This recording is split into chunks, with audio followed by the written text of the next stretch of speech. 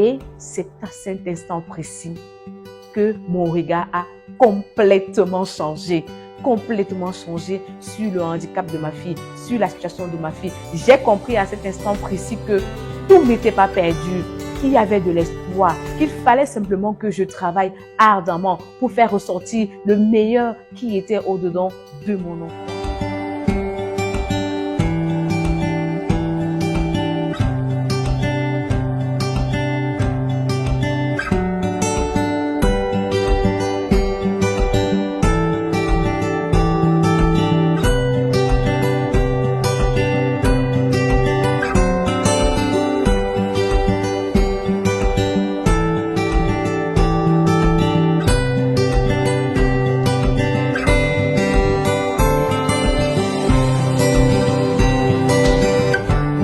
Bonsoir, je m'appelle Arlette Saline Budard. Je suis mariée, mère de 3 enfants du blog Voir son enfant autrement pour parents spéciaux. Alors, vous me demanderez certainement c'est quoi Voir son enfant autrement pour parents spéciaux. Je vous répondrai par une histoire qui est la mienne.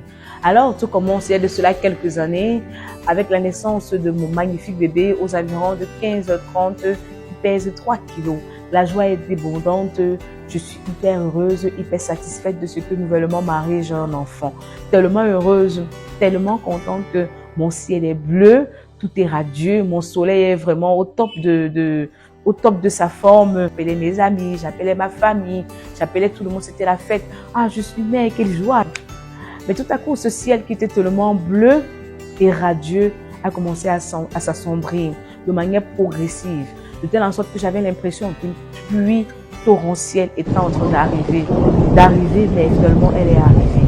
Et comment cette pluie est descendue? C'est-à-dire que l'enfant qui était devenu pour moi hier, un sujet de joie, un sujet de célébration, une fierté, devenait de plus en plus un sujet de tristesse, un sujet de lamentation, un sujet de pleurs. Comment mon enfant grandissait, mais ne parlait pas, ne se comportait pas comme les autres enfants, était insociable, ne pouvait pas jouer avec les uns, mangeait, on dirait un animal sauvage. Quand tu lui donnais une banane, c'était à peine si elle pouvait croquer normalement. Elle le balançait dans sa bouche. Quand tu lui donnais un bout de pain, elle le poussait en entièreté. Il y a des moments où j'avais des frissons. Je la regardais et je frémissais au-dedans de moi. Mon Dieu, qu'est-ce que c'est? Ça, c'était rien. Et l'enfant pouvait faire tout sur elle. Quand elle atteint 3 ans, l'âge auquel on peut dire je veux faire pipi, je veux faire popo, rien. Elle faisait tout sur elle. Elle n'avait même pas conscience de ce qu'elle avait. Aucune empathie, aucun sens de compassion, aucune notion de danger. Donc, elle pouvait tremper son pied dans un trou et ne même pas s'en rendre compte qu'elle est en train de foncer tout droit vers l'abîme. Sensible au bruit, son hypersensibilité au bruit était tellement fort qu'elle piquait des crises quand il y avait un bruit. Je me rappelle une fois on est sorti, quand on sortait dans la rue et qu'il fallait peut-être marcher pour prendre peut-être un taxi, quand le camion klaxonnait, je vous assure, elle me serrait contre elle. Elle est capable d'aller se jeter sur le goudron dans le but de se dire qu'elle fuit le bruit. Il me fallait une force pour pouvoir la tenir, la serrer. Il faut dire non, ne va pas en route, ne va pas en route, ne va pas en route. Alors, regarde de tout ça, de tout cela et de tout ce péripétie dans lequel on se retrouve. Je commence à dire à mon mari que là, non, ça commence à bien faire parce que il y a certainement quelque chose qui ne va pas. Certes, elle ne parle pas, mais il peut y avoir un autre truc que le langage. Alors, on décide de consulter. On commence d'abord par l'oreille, elle. On se dit, forcément, quand un enfant ne parle pas, ça veut dire qu'il n'entend pas, que l'enfant n'entend pas. Le spécialiste fait des examens, on prescrit des examens, des tonnes d'examens, on regarde les oreilles. Je me rappelle, on avait même anesthésié mon enfant. Et ce jour, je l'ai trouvé couché là, raide mort. Tout le corps, c'était comme une paralysie totale. Il fallait qu'elle reste de là, inerte, sans bouger. Et quand je regardais tout ça, je disais, mon Dieu, c'est quoi cette histoire? Et après tous les examens sortent, on nous dit effectivement, il y a une surdité du côté de l'oreille gauche. L'enfant entend de ce côté à peut-être à 5%, mais de l'autre côté, l'enfant attend parfaitement bien. Mais le spécialiste nous explique que c'est pas le motif pour lequel l'enfant ne parle pas. L'enfant, même avec une oreille qui entend, l'enfant peut parler. Quand je commence donc à expliquer le comportement de l'enfant au spécialiste oreille, elle me dit non, il faut voir un neuropédiatre. Alors on va chez le neuropédiatre. Le neuropédiatre Même pas, il n'a pas eu besoin, hein, je vous assure, de 5 minutes ou 10 minutes. Il a suffi juste qu'il demande à l'enfant comment tu t'appelles. Et quand il a vu l'enfant, il me dit, Madame, ça c'est le TSA. Je lui demande que c'est quoi le TSA, professeur? Il me dit, trouble de spectre autistique. What is it? C'est quoi le spectre autistique? J'étais perdue, je ne comprenais rien. On me dit, votre fille est atteinte d'autisme. Je dis, quoi? Autisme? C'est quoi? Ça vient d'où? Ça sonne d'où? C'est comment ça sonne d'où? Et me voilà perdue. Je suis dans un truc dont je ne connais ni d'Adam ni Ève, dont j'ai jamais entendu. Je découvre le mot autisme pour ma première fois avec un enfant que j'ai entre les mains. Mon premier enfant.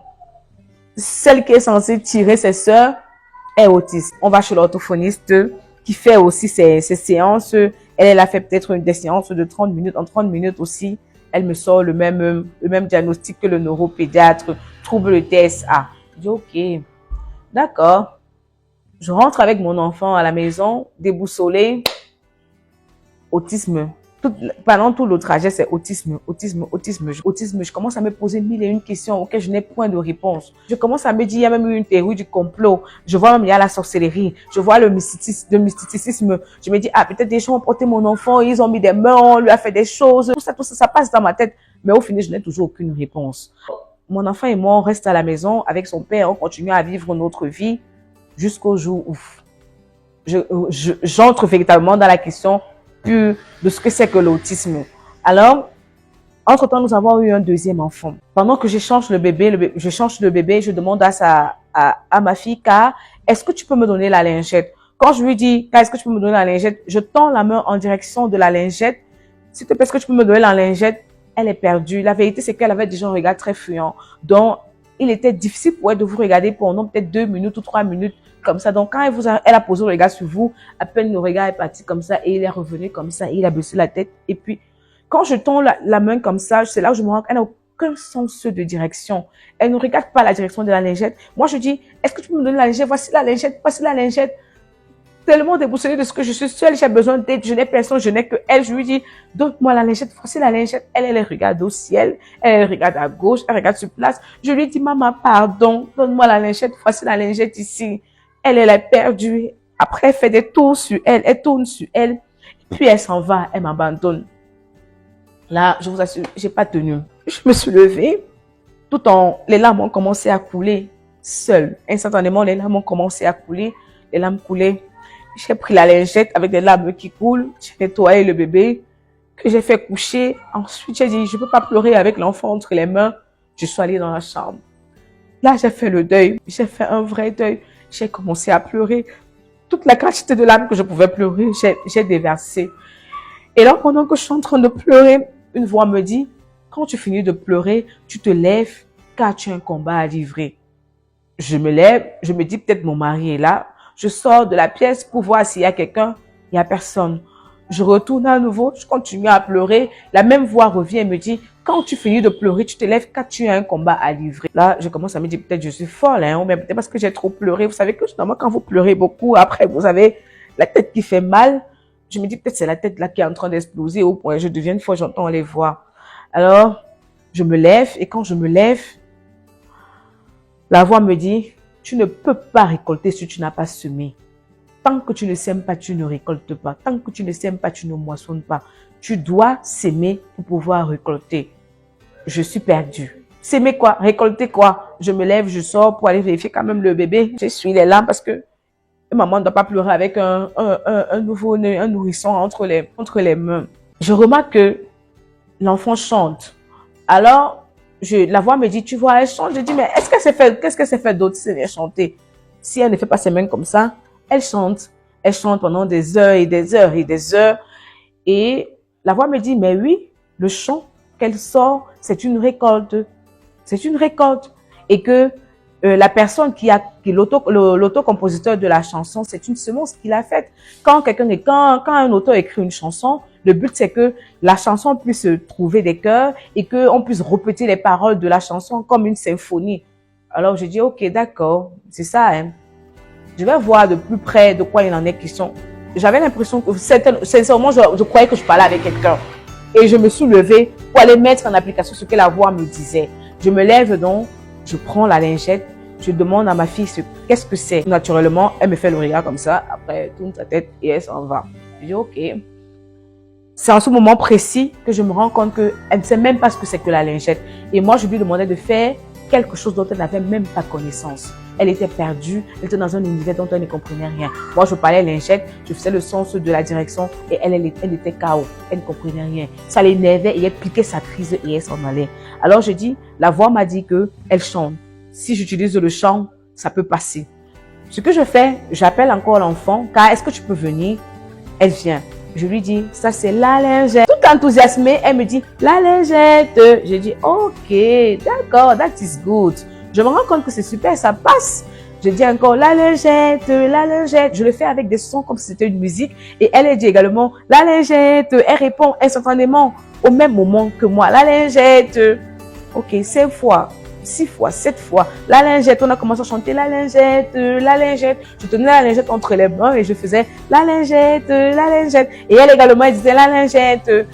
Ensuite, je dépose la lingette, je lui dis, c'est quoi ici? Je monte la lingette, elle me dit, la lingette. J'ai dit, oh, j'étais contente, j'étais enthousiasmée de ce que donc, ça marchait. Donc, comme j'ai fait la musique, ça veut dire que ça va marcher, ça a marché. Alors, j'ai dit que je vais pousser un peu la chose un peu plus loin. Je prends la lingette que je mélange avec plusieurs objets dans la maison. Je mélange les objets, j'entremets les objets. Ensuite, j'appelle, je dis, Kat, tu peux venir? Elle vient. Très obéissante, quand je vous l'appelais, elle vient. Elle vient. Et puis, je lui dis, est-ce que tu peux me donner la lingette? Elle sort la lingette au milieu des objets. Je ne sais pas quelle est la joie que j'ai ressentie ce jour. Elle était tellement indescriptible. J'ai sauté. J'ai dansé, j'ai pris mon enfant, je l'ai serré dans les bras. Je lui ai fait tous des bisous nécessaires du monde entier. Je l'ai béni, j'ai commencé à dire, tu vas réussir, maman, tu vas réussir.